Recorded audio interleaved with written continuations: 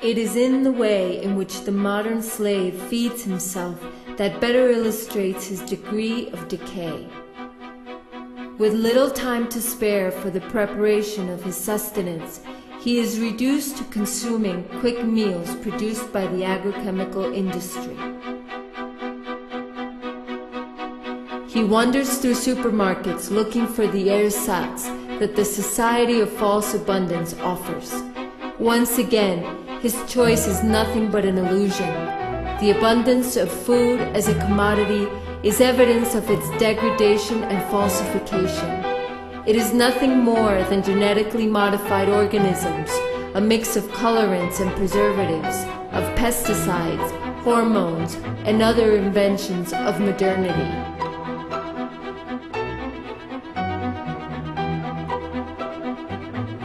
Immediate gratification is the motivation behind how a slave chooses to feed himself.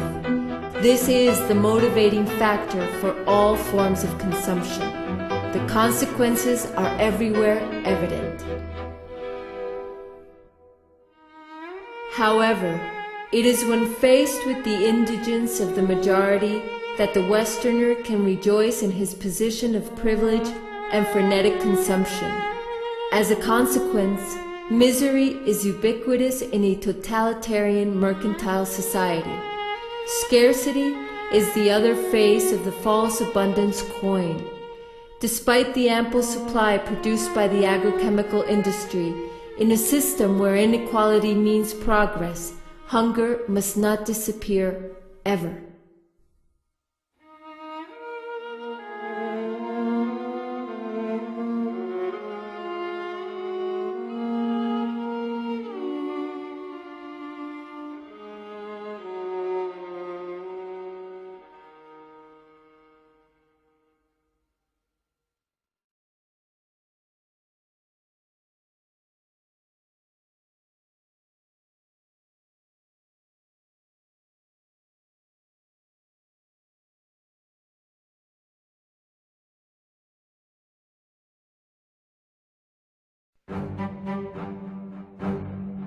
The other consequence of the alleged food abundance is the multiplication of concentration factories and the massive and barbarous extermination of species for the sustenance of the enslaved.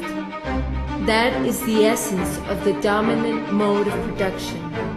Life and humankind cannot withstand the thirst for profit of a few.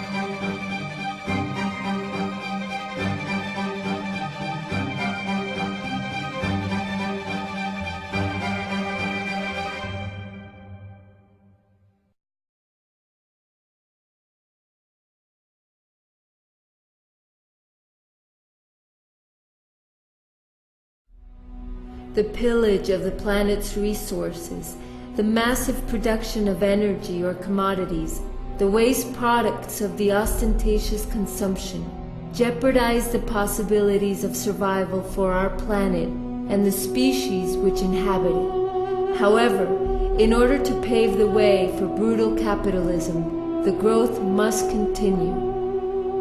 Produce, produce, and keep producing.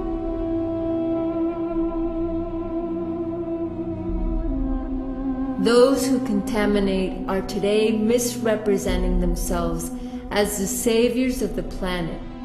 Those show business buffoons, sponsored by multinational firms, try to convince us that a simple change in our habits will be enough to save the planet from disaster. And while they blame us, they keep on contaminating the environment and our souls. Those poor pseudo-ecological views are repeated by corrupt politicians in need of advertising slogans. Those in charge take pains to avoid making significant change in the production system, and as always, change is half-hearted and superficial. Things remain as they are and have always been.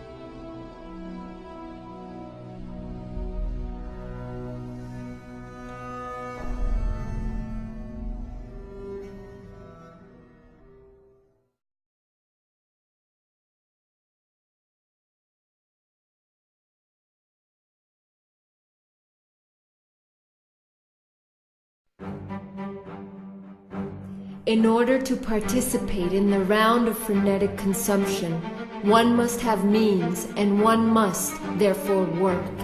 In other words, one must sell oneself.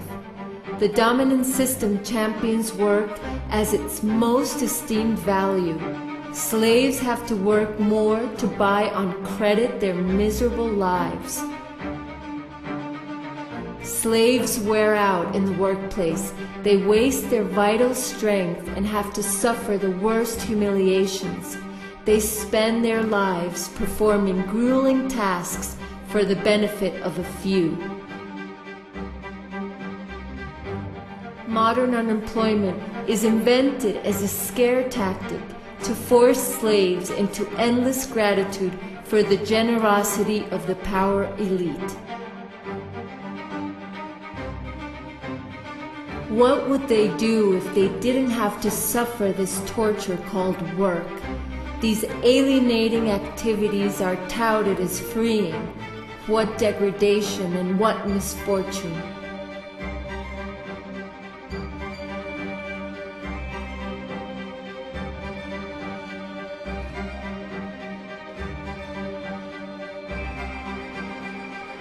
Always pressured on by the time clock or the whip, every movement of the slave is designed to increase productivity. The scientific organization of labor is at the heart of the worker's divestment from himself, the fruit of his labor and his time, which is misspent in the automated production of commodities or services. The worker's labor is mistaken for that of the machine in the factories or the computer in the office. Paid time will never be recovered. Every worker is assigned a repetitive duty, be it physical or intellectual. The worker is a specialist in his own field. This specialization can be seen on a worldwide scale within the framework of the International Division of Labor. Conceived in the West, produced in Asia, and lethal in Africa.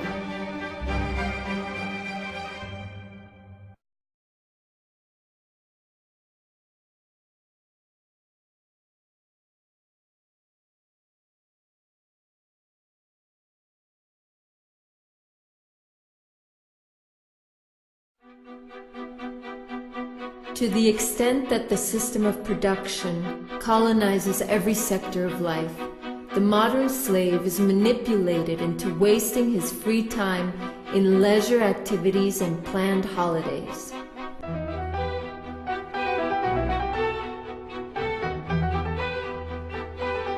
No part of his life escapes the reach of the system. Every moment of his life has been invaded. He is a full-time slave.